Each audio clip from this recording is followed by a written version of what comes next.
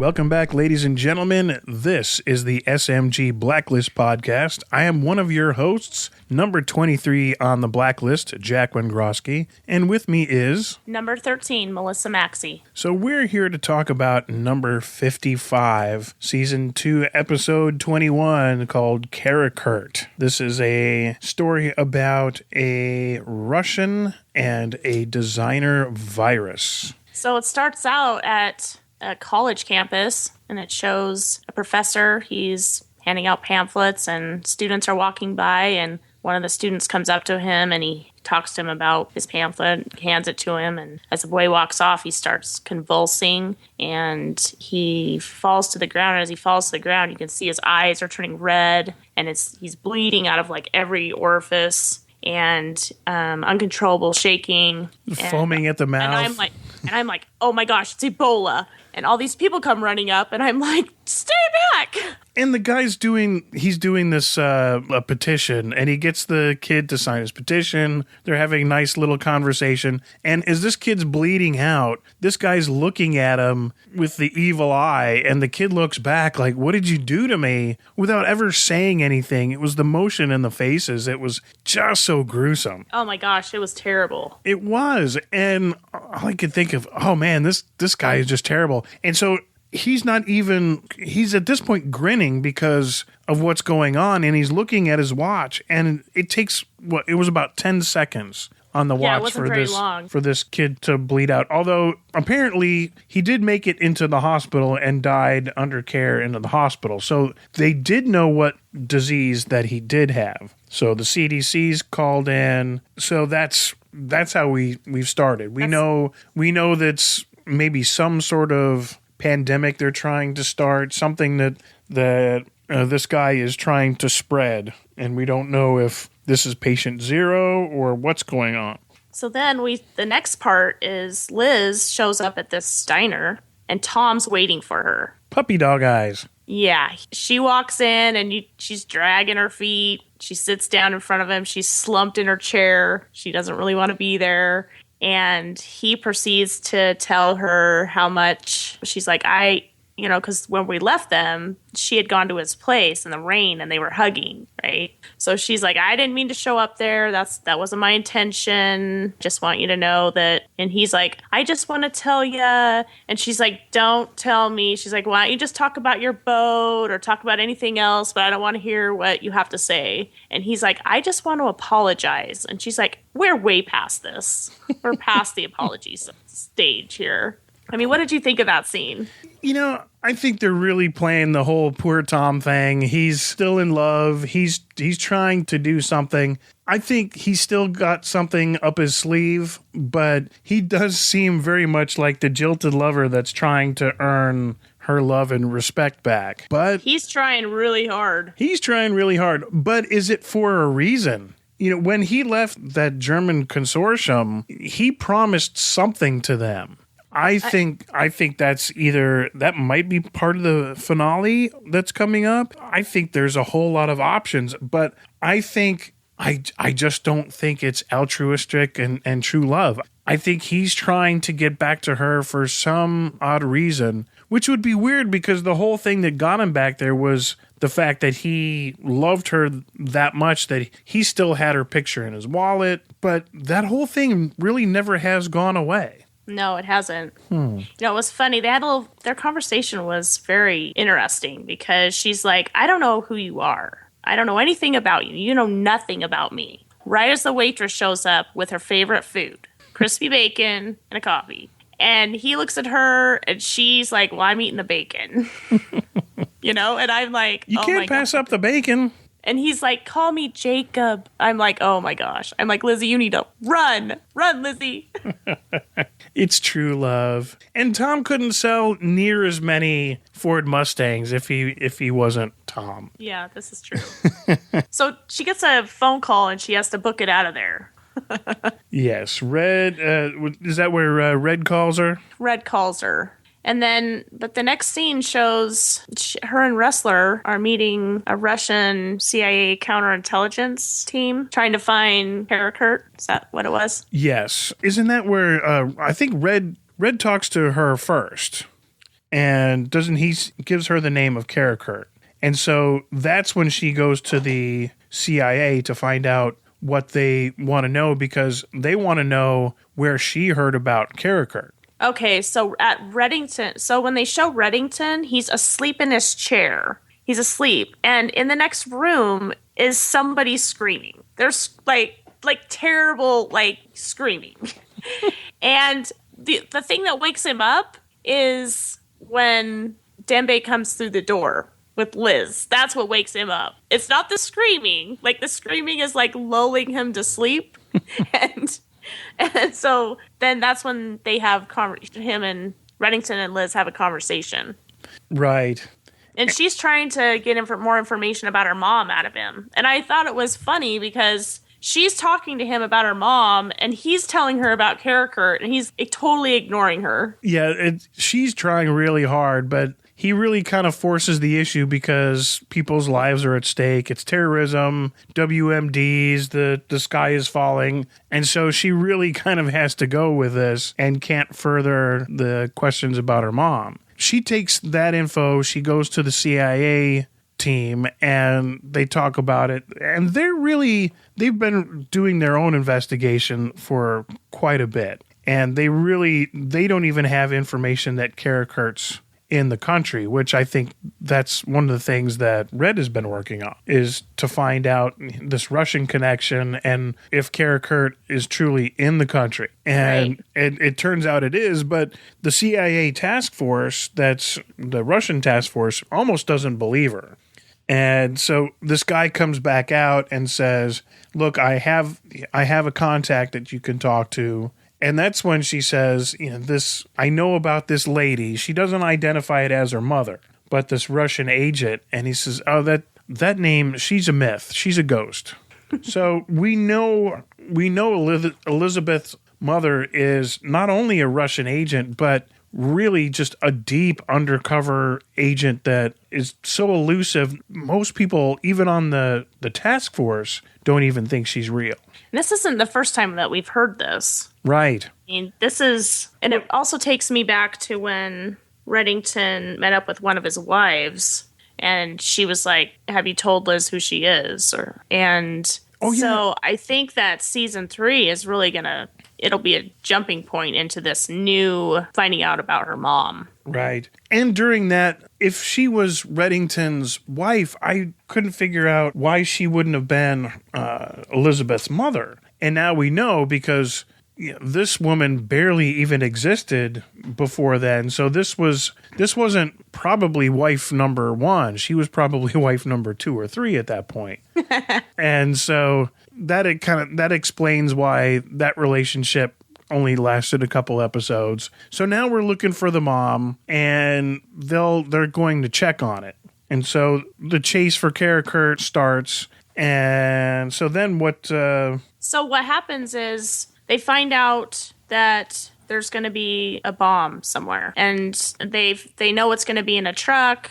They know that it's a white truck. They know that she's on the phone with Wrestler's on the phone with Samar, and Samar's trying to tell them about the truck and where it's located, and they think they know where it's at, and she looks down at the map, and then she's like, oh my gosh, it's right where you're at. It's like right where you just came out of. And Liz, it was a cool scene because Liz is looking at Wrestler, and he's listening to Samar, and she turns as she sees the white, and she's like, she sees the white truck, and she starts walking towards it, and Wrestler's like, it was all he could do to stop her. Yeah. And the next thing you know, the whole thing explodes, and they're kicked back. Oh, that was violent. Wrestler hit the truck so hard, I thought he was going to be dead. And Liz got thrown back so far that I thought for sure she was gonna have to go to the hospital because she hit her head so hard. But she got up. They were able to get up and move about, but that was impressive. That was, I think that was definitely movie magic. In real life, that would have been like a few days in the hospital, but man, you could just feel the impact. They even did the earring thing, where the tinnitus, when you have a big explosion. And I thought, man, that was really, I guess they would say, impactful. Yeah. Sorry. And the Blacklist is always really good about their explosions. We've had several times in the first and the second season where we've had things blow up. I expect that the finale will have some blowing up too. I'm wondering if it's going to be Tom's boat. But that, just because they've been talking about the boat so much. But I mean... Well, they already blew up one boat a couple episodes ago. Yeah. So... it'll be interesting to see how everything kind of comes together in the finale. So next, they head back to the post office, right? Right. So now Amar and the FBI team are working on the identity. They've got some surveillance video because this is a big deal. They've just taken out a whole top secret CIA headquarters. It's in the news. Now they've kind of initiated this whole public terrorism thing, and it kind of starts to hint that maybe the cabal is involved in this, that they're trying to create this terrorism thing to get a war started, to get everybody together, to spur the economy, all sorts of selfish reasons. Yeah, at this point in the episode, I'm not really sure what's going on. Usually at this point in the episode, I have a good idea of where they're heading, but they were really good at keeping everyone in the dark about what the plan was. And some of the next parts with Reddington and Liz, there's not a lot of interaction too much. I mean, Reddington, he tells her about what she needs to know, but she's trying to get other information out of him about her mom, and he just, he doesn't want to talk about it. And then there's Tom on the sideline. He's like calling Liz, leaving messages, trying to get a hold of her. He leaves a message for her about how he wants her to meet him for dinner at this restaurant. And he says, this is Jacob. He wants to get to know her he wants her to get to know him as Jacob, because he wants to get back together with her. He wants to be with her. And you do really want to feel sorry for him because he's kind of left on the outside. She's separated from work. They're trying to rebuild this life, except this is exactly how he inserted himself into her life in the first place, by being needed, being that shoulder to cry on. So this really, for me, with Tom, seems like another ruse. It seems like he's trying to get back in her life for the same reason he was in the first place. It feels like a trap. It feels like he's trying to pull her in again and that he has another agenda. That's what it feels like to me. I feel like it's danger, danger, danger, because she's pulling further away from Red as he's not telling her information. She's spending more time with Tom. And I think that's probably what they want us to, that's probably where they're heading with the story, is that she's going to have to make a choice. They've been talking about it even on Twitter, and everybody's talking about it. They're like, is she going to have to make a choice? Is she going to have to choose between Red and Tom? Does she have to make a choice? It may get to the point where she will, because of the way they're heading with the cabal. So, yeah. And I think right now, well, they do, let's see. This is when they find out information about it being a biological weapon. Oh, right. And they need a microbiologist. Like, Liz comes into the office, and Reddington had been talking to Cooper because he figured out that Cooper's been talking to Connolly about, he's the inside guy that's been telling Connolly everything. And Reddington confronts him and says, you're in a predicament, and I'm going to help you get out of it. I'm going to have you do some stuff for me. I'm going to have you talk to Connolly and tell him stuff so that we can get you out of the situation. That's basically what he said. Right. And Liz comes in and she's like, well, we found out it's a biological weapon, and we need to find someone that's a microbiologist and can translate Russian. And Reddington looks at Dembe and he smiles. And then the next scene is we end up in this lab. And what's her name again? What is her name? It is... She calls him Reddy Bear. Reddy Bear. Reddy Bear. That she goes running up to him. Oh, Dr. Lauren Kimberly. And I guess extraordinaire. I guess that she makes lipstick, because Reddington made a reference to a lipstick that he named, that she let him name, and it was Fire in the Hole. That's what he named it. That is very funny. That's just before you set off an explosion, that's what you yell. Fire in the hole. So he introduces Liz as another doctor, and then the microbiologist, she's kind of making fun of her a little bit, the way she's dressed. Oh, right. Just tells her that she needs a really good lipstick. Oh, that was funny. She was looking her up and down. It's like, man, Yeah, you're a little stiff looking, aren't you? Okay, and just about this same time, let's see, we were talking about the apartment that they go to, that they get the address that Brimley got from the Russian torture victim. So Red's hanging out. He sees evidence of an explosive device, and the next door neighbor comes in, and he goes into one of these great Red Reddington diatribes, but he gives her card. And if you see this guy again, please give me a call because, it's very important. And she buys it. She's really concerned. And this becomes really important later on because that's how they get a hold of Karahurt. Yeah, because she calls when he shows up. Right. So he's kind of sneaky. I mean, he's slinking around and planting bombs. It's like he's doing all this work for the Cabal. Right. And he's slipping in and out of shadows. And Connolly kind of put Cooper in a bad situation because Connolly, Ressler, and Liz had been out going to look for him. They had a good lead from Reddington, and Connolly made Cooper call Liz and change plans, and he sent them to Grand Central Station. Right. And when they get there, they're looking for Karahurt, right? And we know that he's been the intel that Red is the good intel that Red had sent them, and so they sent him to the wrong place. They're searching high and low. Connolly tells Cooper that if he doesn't send the team to Union Station, he's going to charge Charlene with treason for forwarding those misleading documents. And Connolly isn't even really acting, even kind of feel like he's feeling sorry or playing. He just, at this point now, he's just telling him, I've got you by the coattails. I own you, and now I own your wife. And if you don't do what I tell you, look, it's not my fault. There's people up higher than me, but I need you to play ball. And right at that time, we think, okay, he's missed the mark. Yeah, I mean, so Liz, they separate, and Liz is looking for him, and she sees him, and she comes around the corner, and he attacks her. And he throws her against the wall, she lands on the floor, and then he takes off. And I'm like, that was the weirdest scene ever. Like, that made no sense to me at all. And I'm still, we're at this point in the episode where things should start making sense. And I was like, why did Connolly send Liz to this location? I mean, it just was totally out of the blue, and it seemed to be part of some plan of his. And I was like, he just attacked her. And right. I'm like, he didn't even, kill her. He didn't even drag her off or kidnap her. I was like, this is weird. And this is important at the very end. Yes, it is. And we'll definitely save it. We'll go back to that. But yeah, it almost, even when I did get to the end, I completely forgot about this scene where she does get knocked over, and why is that so important? But it does. It was so subtle that you almost forget the importance of the scene. So how did they get sent to the other place, yet they still run into Karahurt? It was, we do know this virologist named Andropov is involved.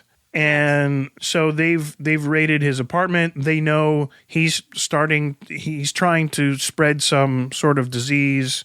So this is where this guy starts to come in, and somehow Karahurt and Andropov are working together. At this point, the game starts amping up. Yeah. Because Reddington gets Cooper to talk to Connolly to try and get him to stop whatever they're planning. Right. Well, that's a big one because Red actually meets with Cooper, and because he's concerned about a leak again, and Cooper tells Red straight out, the Attorney General of the United States is blackmailing me, and here's why. But Red has a little plan up his sleeve. So he's, what? Yeah, Reddington wants Cooper to twist it on him so that they can tell him what's going to happen, what they know, the information they... Right. So he can be a double agent. He can use this to their advantage because now they know that they have somebody on the board. They can misdirect intel, and it starts to work in their favor. Because Reddington found out, he called and told him to start looking for people that had something happen to them recently. And he's like, I'm not sure I'm going to be able to find anything. And as they're on the phone, he does. He finds the kid that was killed at the university. And so they have the name, and so he sends Samar out to talk to his mom. And while she's talking to the mom, she finds out that the reason why the boy was killed was because it was the lady said it had to do with the boy's father, because she worked for him on the hill, and she got pregnant, and he kept it a secret, but he told her he'd pay her off. Right. You know, he'd like pay for his son's like, you know, being able to raise him and stuff. Right. Connor Jennings is the kid, and it turns out he's the illegitimate son of Senator Hawkins. And, so now they know who the target is. Right. And the funny thing is, he's the one that's been blaming Russia for these attacks and very anti-Russia. And so the cabal is starting to set him up to get the public in favor of going to war possibly with Russia. And, you know, so it's almost irony that this guy who's been calling out Russia is the very guy that they're targeting. But if you remember quite a few years ago, this was kind of a Russian thing. Dissidents were getting in real life injected with radioactive material, and suddenly within weeks were dying of strange and massive mysterious cancers. Exactly. So this would kind of fit the bill, although they've only done it with Russian agents. They've never done it with a senator of the United States, and this would cause a massive reaction from the public. So, this almost would call out for World War III, all-out war. It wouldn't be just a Cold War. This would be huge. So now they know it's now Liz is on that. So now they're on the hunt to save the senator. Liz Right. is out there. They know they know there's going to be a big event, and so her and Wrestler go out and they're trying to find who it is. And then she gets a call. It's the senator that she needs to. And she gets a call because when Connolly's talking to Cooper, he gives information about, shaking someone's hand or whatever. And so he calls Liz and says it's probably one of the media. You need to look at the media. And so she turns right as the senator had, skipped out of his car and passed her and was heading to be inside. And the media's right there. And he is just getting ready to shake the guy's hand. And Cokerford's hand, and Liz grabs him, and her and Wrestler rush him to the car and shove him in. Right. And I'm like, oh my gosh, they saved his life. And then 10 seconds later, everything is like falling apart. Blood's coming out of his eyes, and he's foaming at the mouth, and he's shaking. Right, he's bleeding out right in the truck, right in front of, and I'm like, what happened? Because he didn't touch him. What happened? How did this happen? How did he get infected?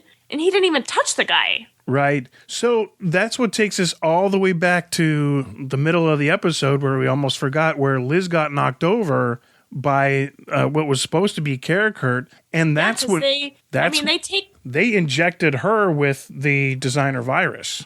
Yeah, because it was designed just for him. Anybody could have it. They knew that she would probably be most likely to. That's why they were totally directing her toward him. Right. And so she gets a call at the station from Reddington, and he's like, you need to get out of there right now. Because he had gone to see someone about the cabal, and the guy he was talking to was telling him that 2 agents had come to see him about Liz's mom, and they wanted to know about her child. And Reddington immediately sits up in his chair. Right. And I was like, oh my gosh. And then, which means that the State Department are after Liz, and all they have to do is test her for the virus. And say, oh, you see, she's the one that... She's a double agent. They're going to claim that she's a double agent because her mother was a Russian spy, that she's a double agent, and that they're going to execute her. They basically just they're going to execute her. And it may be a way for them to get to Red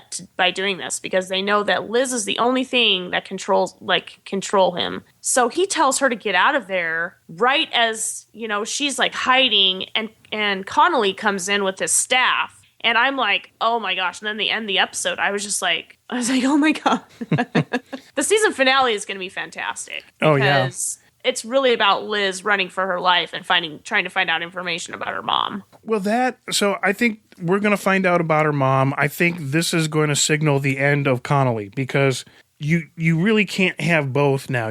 At this point, either Liz wins or Connolly wins. And of course, we know Liz is our heroine, so she's not going anywhere. And it's going to get exposed that he's part of this team. So he'll either have to resign or Reddington's going to kill him. Yeah. Or maybe the Cabal kills him because he's not useful anymore.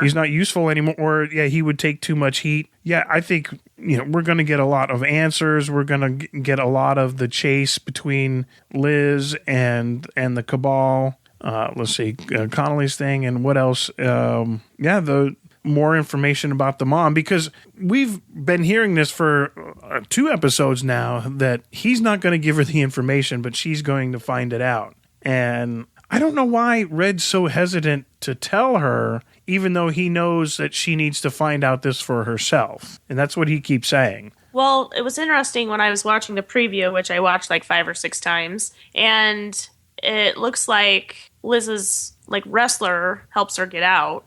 And it also looks like she's with Tom trying to find out information about her mom. And then they show a scene where she confronted Red and she says, "I remember everything." And he has a look of total shock on his face. Right. Like devastation. Because Something, he doesn't want her to remember. Right. Something, that's the big thing is she remembers. So what's something big jogs the memory? Is it some therapy? Is it, she gets knocked in the head and jars something loose? And man, it's going to be pretty exciting. I think it's going to be really exciting. Yeah, I think they're going to answer. I know that. Yeah, and I know they're going to answer a lot of questions. And then Tom's got that boat on the side, the escape route. Right, and sail off in the sunset with Tom. But how long will that last?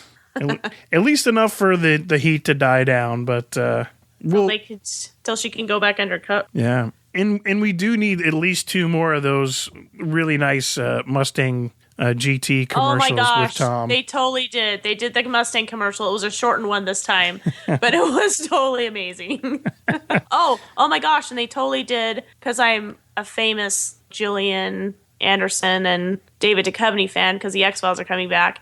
They also are starring in series that are back-to-back. So David Duchovny's in the series Aquarius, and Gillian Anderson is in Hannibal. And I was just like, they showed that as one of the commercial spots, and I was like, yes! I got Tom in a Mustang, and Gillian and David. I was just like, this is the best thing ever. It's funny what we notice. I figured you'd like that one.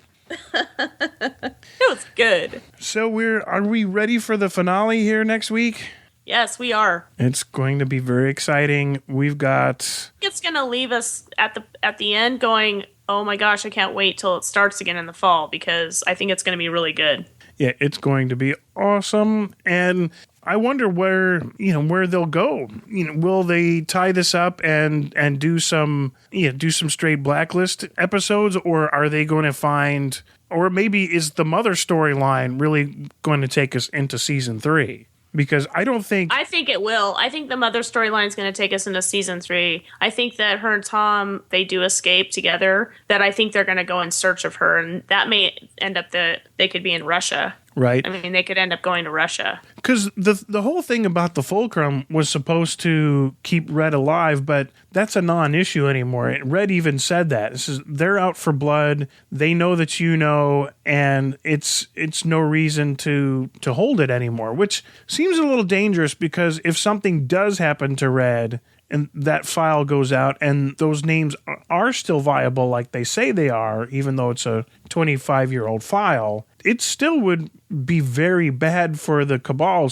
But I think they've gone with the storyline that the Fulcrum is no longer an issue. This is all-out war. They're out for Liz and they're out for Red at any cost.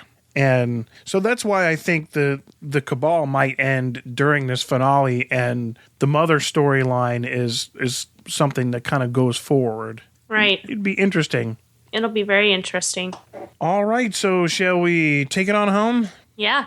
All right, well, this was the SMG Blacklist Podcast, brought to you by the Southgate Media Group, which you can find us at the website www.southgatemediagroup.com, where you can find all sorts of podcasts and blogs. And you can find us on Twitter at Blacklist Pod, and we're also on Instagram under The Blacklist Pod. You want to join us on those forums. It's actually pretty interesting to see what the fans are talking about. We're having a really great time on Instagram, and Twitter is always amazing because we get to interact with the actors as they tweet out about the season finale. Oh, and that's right. After the season finale, we've been talking to another Blacklist podcast show, and hopefully we'll be able to do a round table with them and the gentleman that runs the review of the Blacklist for the Wall Street Journal called Speakeasy. So that'll give us some post-finale wrap-up things to do, and look for those. I think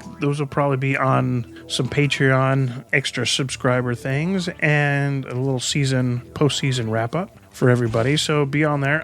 My Twitter is at J1Grosky, and yours? At MSMaxi. And also, during the summer, we're going to be wrapping up our Bosch podcast. If you want to check us out, the Bosch Pod, we're also on Twitter as Bosch Pod, and we look forward to finishing off the Bosch series and talking with people about it. Great. Well, that's about all we have. Until next time. See you then.